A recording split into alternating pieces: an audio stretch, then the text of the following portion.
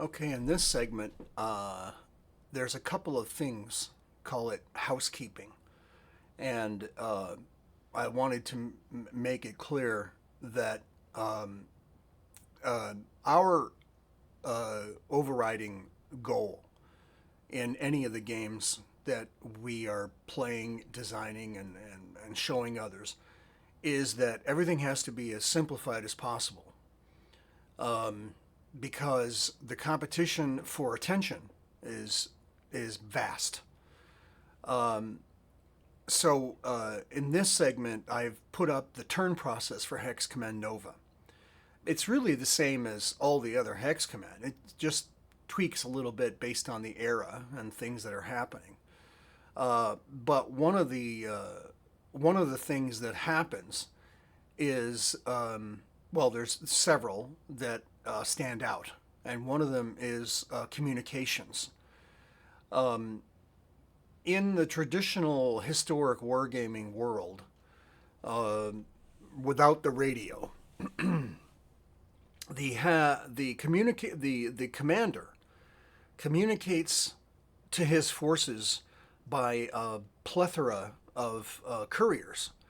He has already, through meetings with the generals and such, he's already established a plan based on the enemy and geography and time and weather, all these parameters.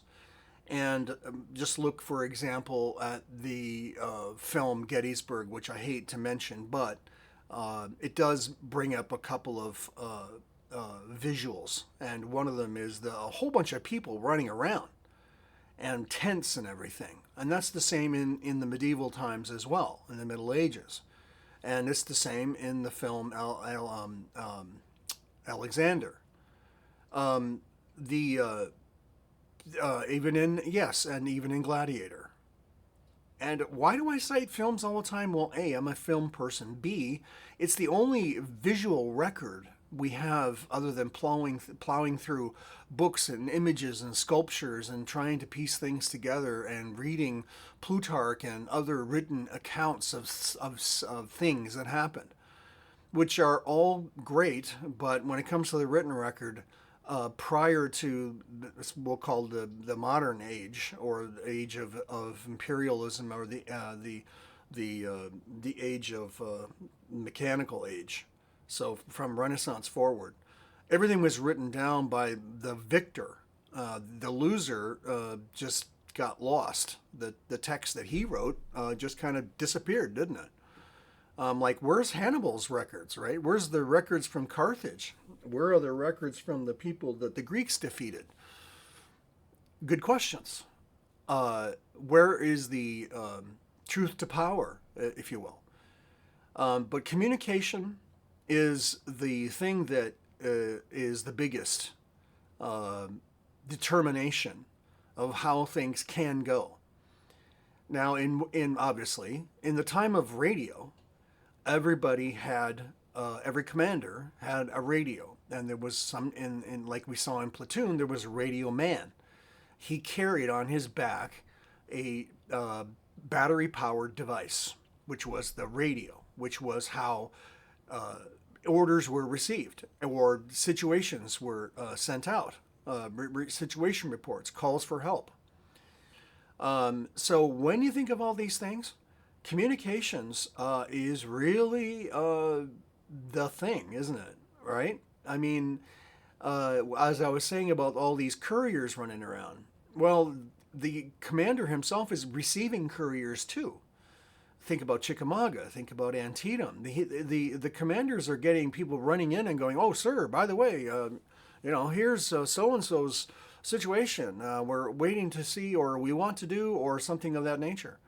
The commander has to make a decision. Well, always in front of the commander is a map, and like look at Napoleon, right? Maps.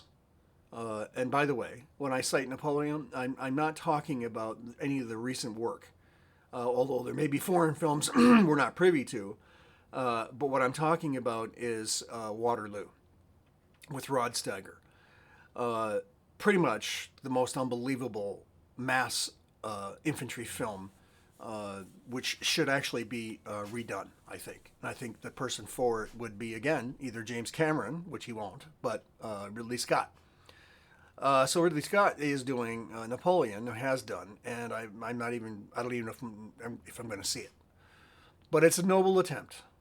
And if I had my Carruthers, I would have gone to Hollywood years ago, which I probably should have done. And so I would have some influence as a military historian on how these things are being done. But then again, I would have been probably shunned because I would have said, no, you can't do it like that. That didn't happen like that, or this is that, or I would be more well, that was my focus, documentary film. So I wouldn't have lasted, right? I would have, even PBS or, National Film Board of Canada or something, I wouldn't have probably got in either. Who knows? Maybe. But the point is to be independent. Okay, communication. So what are we talking about? What communications do we see in Avatar with the modern equipment that they have? We don't know what year it is. At least I don't think anybody ever mentions what year it is.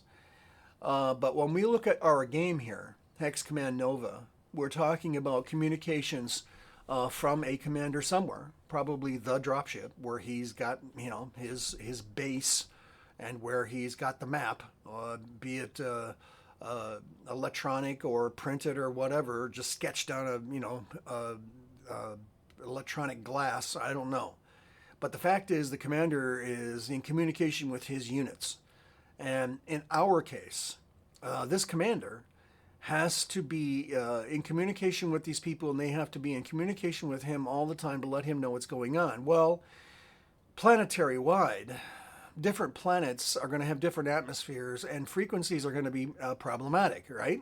I mean, they aren't going to work everywhere. A frequency here won't work in Europe, or it won't work in Asia or something of that nature. So you have to tailor it. You have to tweak it. Here, how much do we want to concern ourselves with when it comes to the either technology or the function and the how you conduct communications? Well, we don't, right? Now, who's got time for that? We always assume communication just happens, right? We don't want to have couriers running around on hovercraft in this Hex Command NOVA or any future setting. So you got to go by radio. You got to go by some kind of communications signaling technology. So in the end, what we're talking about here is the potential for disruption in that communication. One of the system management results when a system management hit is taken on a mech, is a breakdown or loss of communication. What happens? What's the guy do? Well, what would you do? If you were in a big walking X-ton thing going boom, ba-dum, ba-dum, ba-dum, and you got your weaponry and you got everything going and you've been already informed of what you need to do, which was, like in this case, take that bridge. Secure the bridge. So you're walking toward it and you're defending yourself and you're maybe being hit by a left, right, and center and who knows, aerial bombardment, but at any rate, there's things going on. And all of a sudden, doink, nothing. You don't hear a thing. Like, look at Transformers, EMP, wiped out all communications. And by the way, I am not entirely sure if EMP instances destroy circuitry. I think they disrupt it, but I'm not entirely sure about that. I'll have to do research now. Anyway, you're walking along. You got your pal. He's maybe, 300 yards that way.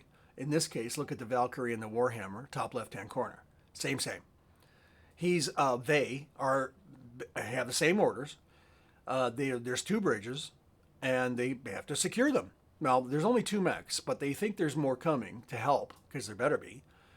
But all of a sudden, blink, static. What's he do? He can see his friend, and his friend can even make motions, right? Like, go that way, go this way, look over there, look over there.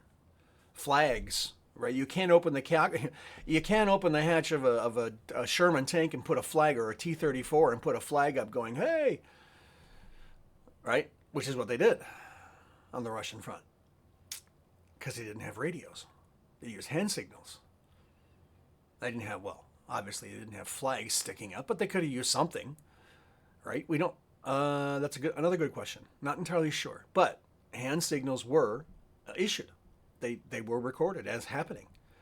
So he can't open the cockpit and make a motion. Hey, go left, go 300 yards left, turn a right, and then fire on that mech that you see down there. There's, the mic's gone out. Maybe he can see him, but if at 300 yards, even telescopic sights and so on inside, like heads-up display, maybe he can see him really closely, or maybe the radio is different than television, than video. So maybe he can see that. Maybe you're right. Right? Rogue leader, yeah. Red leader. So that's what we're talking about here. And in the game at Rockford, there was a disruption in communication, and the question is, what happens now? Well, the judge at the time, me, at the game table, said, in order for you to simulate the loss of communication, you just have to go by what we already know. And what we already know is that he has to get to that bridge. So without being told anything else, because he can't, he is going to follow his last orders. And if his last orders were not objective based, but they were, movement, location based, which is not the same thing. His last orders were, John, I want you to go to the left of that hill cropping at the center top of your map display, and I want you to stay there because we want to make sure we can protect that flank, and I'll have you over there for now, and then all of it.